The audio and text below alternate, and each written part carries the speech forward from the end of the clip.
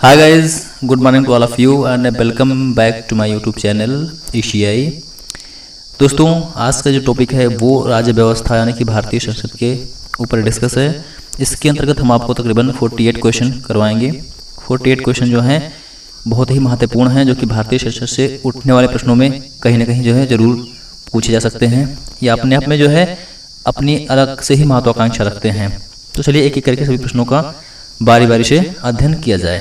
चलिए, पहला क्वेश्चन है कि भारत की संघीय व्यवस्थापिका को किस नाम से जाना जाता है। भारत की संघीय व्यवस्थापिका को किस नाम से जाना जाता है? तो इसका सही आंसर है संसद। जी हाँ, संसद से भारत की संघीय व्यवस्थापिका को जाना जाता है। चलिए, अगला क्वेश्चन क्या है? देखिए, अगला प्रश्न है कि भारतीय संसद का निर्माण कैसे होता है। जी हाँ, भारतीय संसद का निर्माण जो है वो लोकसभा, राज्यसभा और राष्ट्रपति तीनों को मिलाकर होता है। जी हाँ, लोकसभा, राज्यसभा और राष्ट्रपति तीनों को मिलाकर के जो है भारतीय संसद का निर्माण होता है। अगला क्वेश्चन है कि संसद के कितने सदन होते हैं। तो संसद के 2 सदन होते हैं। ठीक है, एक होता है राज्यसभा, एक होता है लोकसभा। ये कहते हैं उच्च सदन और निम्न सदन भी कहा जाता है। अगला है संसद के किस सदन को प्रतिनिधि सभा कहा जाता है। तो देखिए, संसद की जो लोकसभा होती है, संसद का जो सदन होता है लोकसभा, इसको प्रतिनिधि सभा कहा जाता है। अगला प्रश्न है संसद का अस्थायी सदन कौन सा होता है। तो संसद का अस्थायी सदन जो है वो राज्यसभा होती है। राज्यसभा जो है ये संसद का अस्थायी सदन माना जाता है। चलिए, अगला क्वेश्चन देखते हैं। अगला प्रश्न है कि भारतीय संसद का तीसरा अंग कौन सा है। जी हाँ, भारतीय संसद का जो तीसरा अंग है वो राष्ट्रपति हैं। ठीक, लोकसभा, राज्यसभा और राष्ट्रपति जो है वो भारतीय संसद का तीसरा अंग होता है।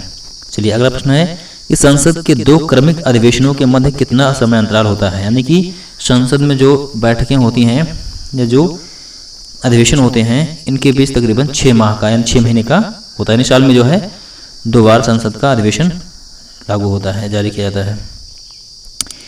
अगला प्रश्न है कि भारतीय संसद को कौन भंग कर सकता है। तो भाई, भारतीय संसद को भंग करने का अधिकार, अथॉरिटी जो है केवल राष्ट्रपति को होती है। राष्ट्रपति जो है भारतीय संसद को भंग कर सकता है, क्योंकि राष्ट्रपति जो है संसद का तीसरा अंग होता है। भारतीय संसद की संप्रभुता किससे प्रतिबंधित है। तो इसका सही आंसर है न्यायिक समीक्षा। जी हाँ, न्यायिक समीक्षा के अंतर्गत जो है ये इसकी संप्रभुता जो है वो संबंधित है, प्रतिबंधित है। अगला प्रश्न है कि भारतीय संसद की 2 सदनों की संयुक्त बैठक किस विधेयक में होती है। तो इसका सही आंसर है साधारण विधेयक और वित्त विधेयक में। जी हाँ, साधारण विधेयक और वित्त विधेयक में जो है दोनों संयुक्त बैठक जो है होती है, यानी दोनों सदनों की संयुक्त बैठक होती है। अगला प्रश्न है कि साधारण विधेयक से संबंधित गतिरोध दूर करने के लिए संसद के दोनों सदनों की संयुक्त बैठक कौन बुलाता है। तो देखिए, जो साधारण विधेयक से संबंधित गतिरोध को दूर करने के लिए जो संसद को बुलाने वाला होता है वो केवल और केवल राष्ट्रपति होता है। जी हाँ, राष्ट्रपति जो ही बुलाता है। अगला प्रश्न है कि संसद के दोनों सदनों की संयुक्त अधिवेशनों की अध्यक्षता कौन करता है। तो ये जो है लोकसभा अध्यक्ष करते हैं। जी हाँ, लोकसभा अध्यक्ष जो है दोनों सदनों की अध्यक्षता करता है और ये संयुक्त जब होता है तब। ठीक है, अगला प्रश्न है कि संसद के दोनों सदनों का सत्रावसान कौन करता है। तो संसद के दोनों सदनों का सत्रावसान जो है वो राष्ट्रपति करते हैं। जी हाँ, राष्ट्रपति जो है सत्रावसान करते हैं। अगला प्रश्न है कि संसदीय प्रणाली की कौन सी प्रथा भारत की देन है। संसदीय प्रणाली की कौन सी प्रथा भारत की देन है। तो ये है शून्यकाल। जी हाँ, शून्यकाल जो है ये भारत की देन है। देखिए, आपके अपने महत्वपूर्ण प्रश्न है। अगला प्रश्न है कि संसद की कार्यवाही में प्रथम कार्य कौन सा होता है। संसद की कार्यवाही में प्रथम कार्य कौन सा होता है। तो प्रथम जो है वो होता है प्रश्नकाल। जी हाँ, प्रथम काल जो होता है वो प्रश्नकाल होता है। संसद की कार्यवाही में सबसे पहले प्रश्न जो है पूछे जाते हैं, प्रश्न को रखने का प्रावधान होता है पहले। ठीक है, अगला प्रश्न है कि किस विधेयक को संसद में दोनों सदनों द्वारा अलग अलग विशेष बहुमत से पारित करना आवश्यक है। तो इसका सही आंसर है संविधान संशोधन विधेयक में। जी हाँ, संविधान संशोधन विधेयक में जो है सदन में संसद में दोनों सदनों द्वारा अलग अलग विशेष बहुमत से पारित करना इसको आवश्यक होता है। अगला प्रश्न है कि सांसदों के वेतन का निर्धारण कौन करता है? तो सांसदों के वेतन का निर्धारण संसद करती है। जी हाँ, संसद ही सांसदों के वेतन का निर्धारण करती है। अगला प्रश्न है कि संसदीय प्रणाली वाली सरकार को अन्य किस नाम से जाना जाता है? तो इसका सही आंसर है संघीय सरकार। जी हाँ, संघीय सरकार के नाम से इसको जाना जाता है। अगला प्रश्न है कि संविधान लागू होने के बाद सर्वप्रथम त्रिशंकु संसद का गठन कब हुआ था? जी हाँ, संविधान लागू होने के बाद सर्वप्रथम त्रिशंकु संसद का गठन कब हुआ था? तो इसका सही आंसर है वर्ष 1989 में। 1989 में जो है त्रिशंकु संसद का गठन हुआ था। अगला प्रश्न है कि अस्थायी संसद भारत में कब तक रही? तो इसका सही आंसर है 17 अप्रैल 1952 तक। जी हाँ, 17 अप्रैल 1952 तक जो है अस्थायी संसद भारत में रही है। अगला प्रश्न है कि संसद भवन का उद्घाटन कब हुआ था? काफी महत्वपूर्ण है। संसद भवन का उद्घाटन जो है वो वर्ष 1927 में हुआ था। जी हाँ, 1927 में संसद भवन का उद्घाटन हुआ था। और अगला प्रश्न है भारत की संचित निधि से धन निर्गम पर किसका नियंत्रण होता है?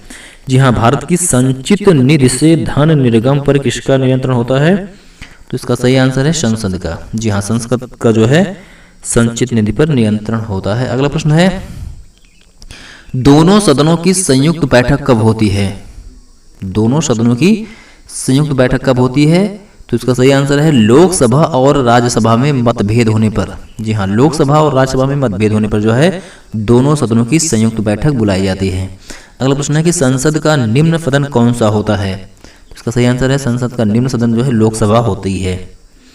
और संसद के किस सदस्य को गैर सरकारी सदस्य कहा जाता है? तो इसका सही आंसर है मंत्री के अतिरिक्त अन्य सभी सदस्यों को। जो मंत्री के अतिरिक्त अन्य सभी सदस्य होते हैं उनको गैर सरकारी सदस्य कहा जाता है। और अगला प्रश्न है कि भारत में सरकार की संसदीय प्रणाली कहाँ से ली गई है?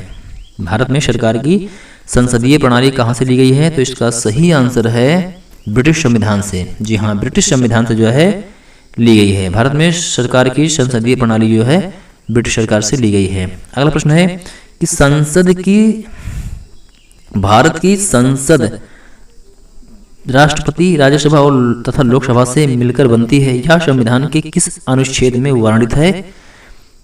यानी कि जो है संसद जो कि लोकसभा, राज्यसभा और राष्ट्रपति से मिलकर बनती है, इसका जिक्र जो है आर्टिकल नंबर 79।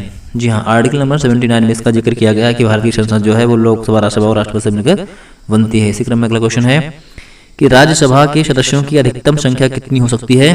तो इसका सही आंसर है 250। जी हाँ, 250 जो है ये राज्यसभा की अधिकतम संख्या है।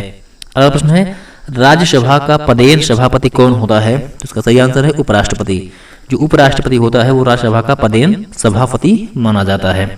अगला प्रश्न है कि राज्यसभा का पहली बार गठन कब किया गया था? तो इसका सही आंसर है 3 अप्रैल 1952 को। जी हाँ, 3 अप्रैल 1952 को जो है पहली बार राज्यसभा का गठन किया गया था। अगला प्रश्न है कि भारत के मूल संविधान में लोकसभा की सदस्य संख्या कितनी निश्चित की गई थी? तो इसका सही आंसर है 500। जी हाँ, 500। भारत के मूल संविधान में लोकसभा की सदस्य संख्या जो है वो 500 निश्चित की गई थी। अगला प्रश्न है कि वर्तमान में लोकसभा की अधिकतम संख्या कितनी हो सकती है? तो इसका सही आंसर है 552। जी हाँ, 552 ये अधिकतम लोकसभा सदस्यों की संख्या है। अगला प्रश्न है कि दो आंग्ल भारतीय समुदाय के प्रतिनिधि राष्ट्रपति द्वारा लोकसभा में मनोनीत किए जाते हैं। यह भारतीय संविधान के किस अनुच्छेद में वर्णित है? तो ये जो है आर्टिकल नंबर 331 में है। जी हाँ, आर्टिकल नंबर 331 में यह वर्णित है कि 2 आंग्ल भारतीय समुदाय के प्रतिनिधि राष्ट्रपति द्वारा लोकसभा में मनोनीत किए जाते हैं। अगला प्रश्न है कि भारतीय संविधान के अनुच्छेद 330 किससे संबंधित है? यानी आर्टिकल नंबर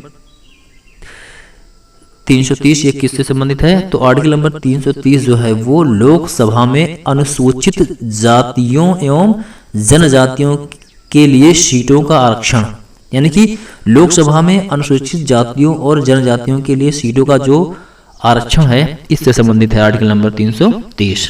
अगला प्रश्न है कि भारतीय संसद में किस संविधान संशोधन द्वारा लोकसभा, जी हाँ, कौन सा क्वेश्चन था? 35 नंबर।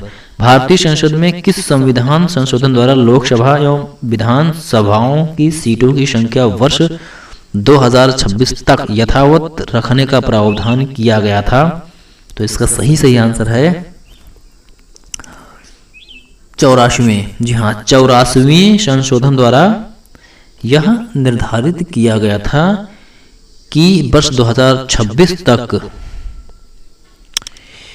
भारतीय संसद संविधान संशोधन लोकसभा विधान सीटों की संख्या, ठीक है। अगला प्रश्न है कि भारतीय संसद ने किस संविधान संशोधन द्वारा भारत में अब 18 वर्ष की आयु के व्यक्ति को मतदान का अधिकार मिला है? यानी कि कौन से संशोधन द्वारा जो है भारत के नागरिकों को 18 वर्ष की आयु में मतदान करने का अधिकार मिला? तो इसका सही आंसर है 61वें। जी हाँ, 61वें संशोधन में यह बतलाया गया है। अगला प्रश्न है कि मंत्रिपरिषद सामूहिक रूप से किसके प्रति उत्तरदायी होता है? तो भाई देखिए, जो मंत्रिपरिषद होता है ये सामूहिक रूप से लोकसभा के प्रति उत्तरदायी होता है। और 38वां नंबर क्वेश्चन है कि लोकसभा की गण पूर्ति या कोरम कुल सदस्य संख्या का कितना भाग होता है? तो इसका सही आंसर है 1/10 भाग। यानी कि जो लोकसभा की गण पूर्ति या कोरम कुल सदस्य संख्या का 1/10 भाग होती है। अगला क्वेश्चन है कि भारतीय संविधान के किस अनुच्छेद में संसद के संयुक्त अधिवेशन की व्यवस्था है? तो ये आर्टिकल नंबर 108 में है। अगला प्रश्न है कि लोकसभा में एक दिन में, जी हाँ, लोकसभा में एक दिन में तारांकित प्रश्न अधिकतम कितने पूछे जा सकते हैं? तो इसका सही आंसर है 20 प्रश्न। जी हाँ, लोकसभा में एक दिन में तारांकित प्रश्न जो है केवल 20 प्रश्न से अधिकतम नहीं पूछे जा सकते हैं। अगला प्रश्न है कि धन विधेयक के संबंध में किसका निर्णय अंतिम होता है? तो देखिए, धन विधेयक के संबंध में लोकसभा का निर्णय जो है वो अंतिम होता है। अगला, लोकसभा के प्रथम अध्यक्ष कौन थे? तो इसका सही आंसर है जीवी मावलंकर थे। इसी क्रम में अगला क्वेश्चन है कि लोकसभा की पहली महिला अध्यक्ष कौन थी? तो वो थी मीरा कुमार। जी हाँ, मीरा कुमार 2009 से 2014 तक।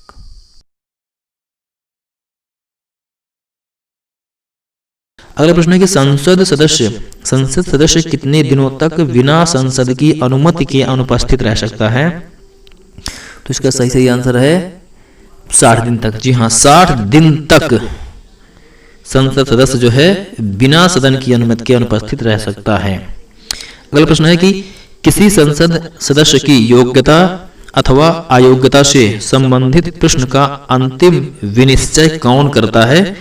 तो इसका सही आंसर है चुनाव आयोग की सलाह से राष्ट्रपति करता है। जी हाँ, चुनाव आयोग की सलाह से राष्ट्रपति जो है यह निर्णय करता है। और अगला प्रश्न है कि भारतीय संघ की कार्यपालिका शक्ति किसमें निहित होती है? तो इसका सही आंसर है राष्ट्रपति। जी हाँ, राष्ट्रपति में जो है भारतीय संघ की कार्यपालिका की शक्ति निहित होती है। अगला प्रश्न है कि देश का संवैधानिक प्रधान कौन होता है? तो ये राष्ट्रपति है। राष्ट्रपति जो है देश का संवैधानिक प्रधान होता है। अगला प्रश्न है कि राष्ट्रपति को अध्यादेश जारी करने की शक्ति किस अनुच्छेद में वर्णित है? तो ये जो है आर्टिकल नंबर 123 में है। जी हाँ, आर्टिकल नंबर 123 में जो है राष्ट्रपति को अध्यादेश जारी करने की शक्ति वर्णित की गई है। तो इस प्रकार से आज के सेशन खत्म हुआ। तकरीबन इसमें आपको 48 क्वेश्चन के आसपास बताए गए जो कि महत्वपूर्ण है।